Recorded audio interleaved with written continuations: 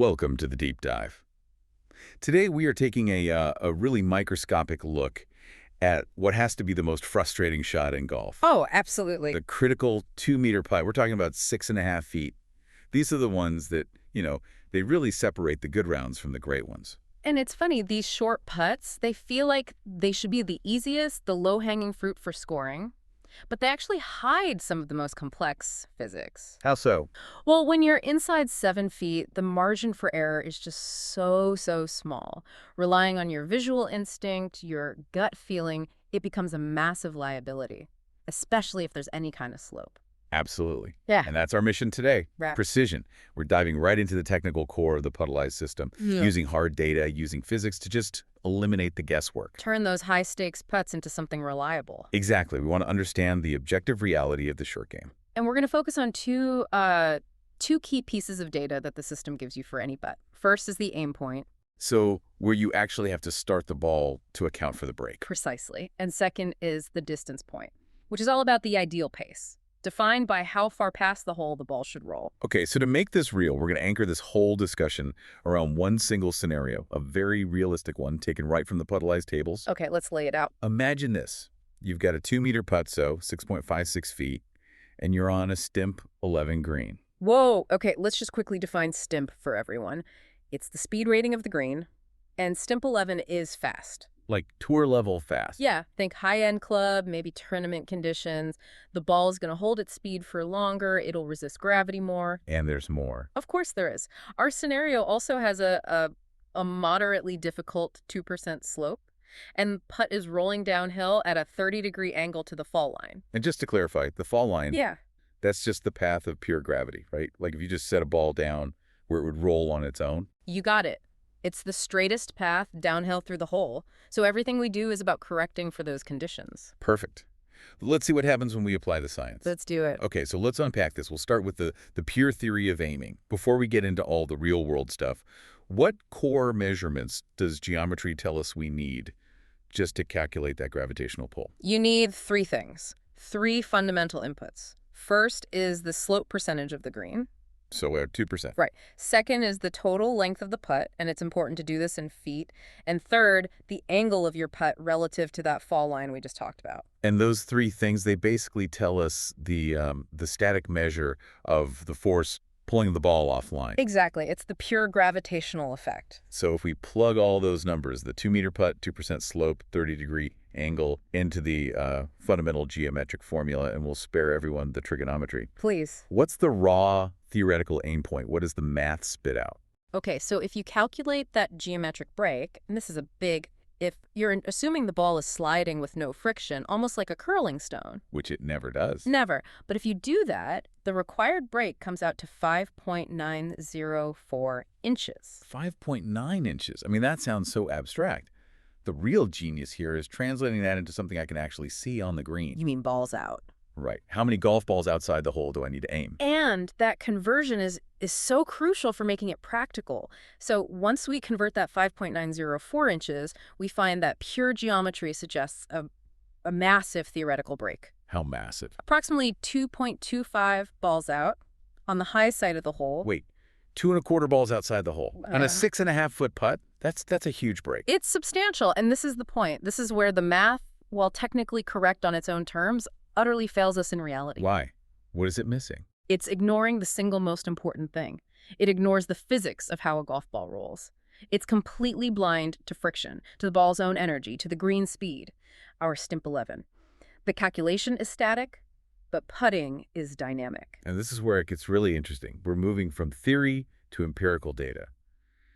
The Puttalyze system doesn't stop at gravity. It layers in real-world testing. It has to. So what are the key factors it introduces to correct that, frankly, ridiculous 2.25 aim point? Well, it brings in the two things we just mentioned. The green speed, our Stimp 11, and this is critical, the target ball speed, which is standardized at 3 revolutions per second, 3 ARPs. And once you factor in the ball's velocity and the friction of the green, The whole picture changes. The effective pull of gravity is it's significantly diminished. The ball's own forward momentum is actively resisting the slope. okay, so we take that huge 2.25 balls out number and we run it through the reality checker.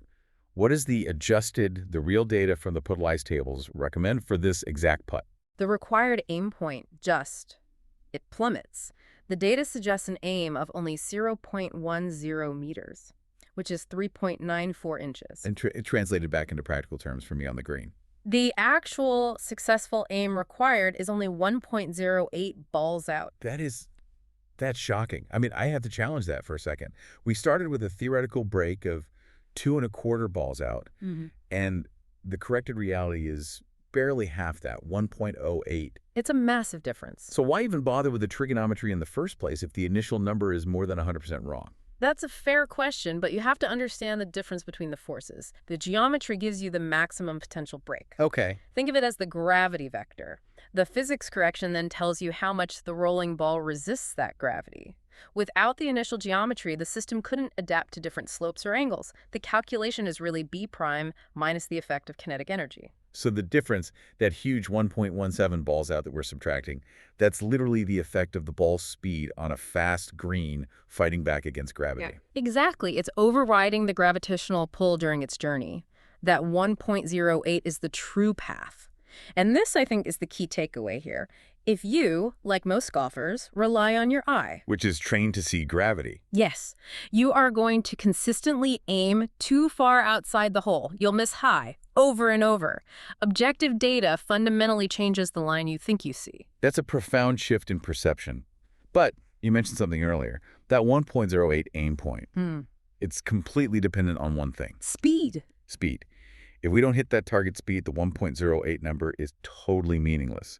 So let's connect the pace of the putt to this correction we just found. Yes, speed control or pace, which we define by that distance point. It's arguably the most important element, especially in these shorter putts. We have to be really precise about how far past the hole the ball should roll if it misses. Okay, so why is that so crucial? I mean, we always hear, just hit it firm.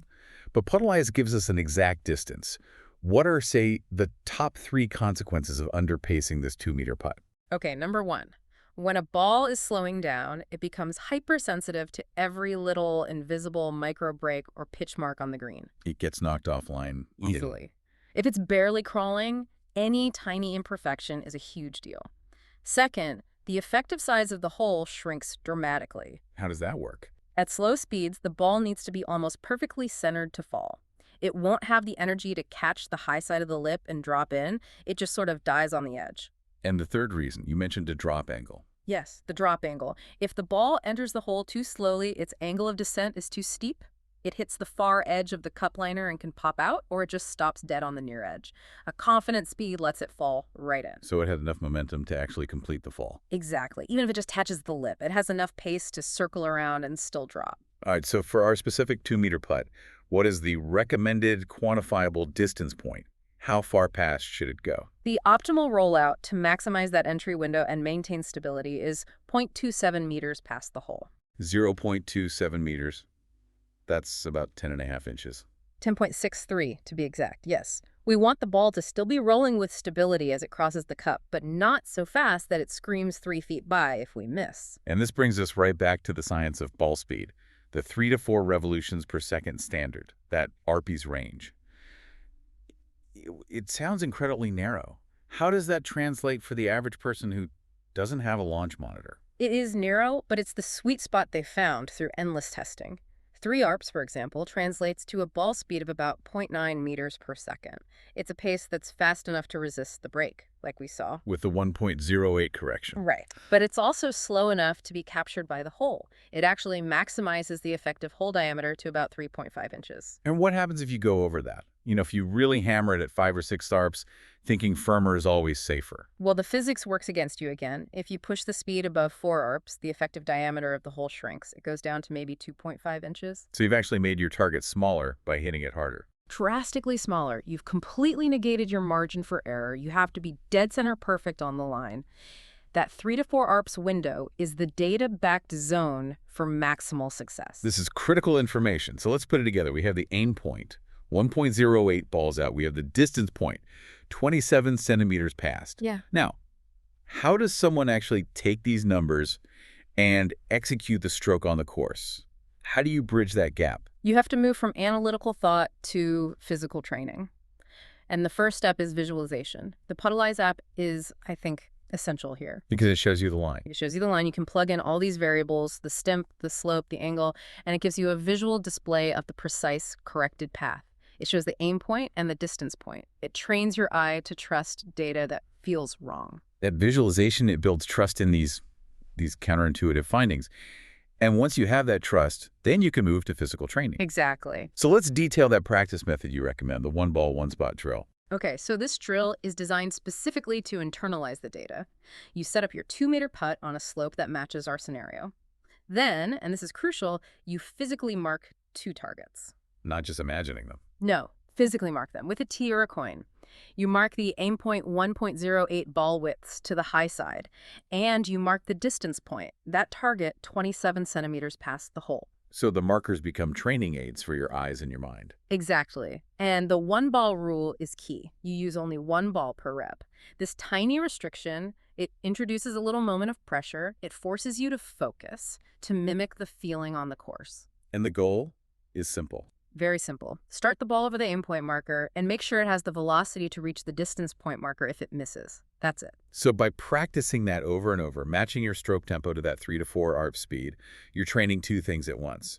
Your internal clock for pace and your visual trust in that corrected line. It's a perfect feedback loop.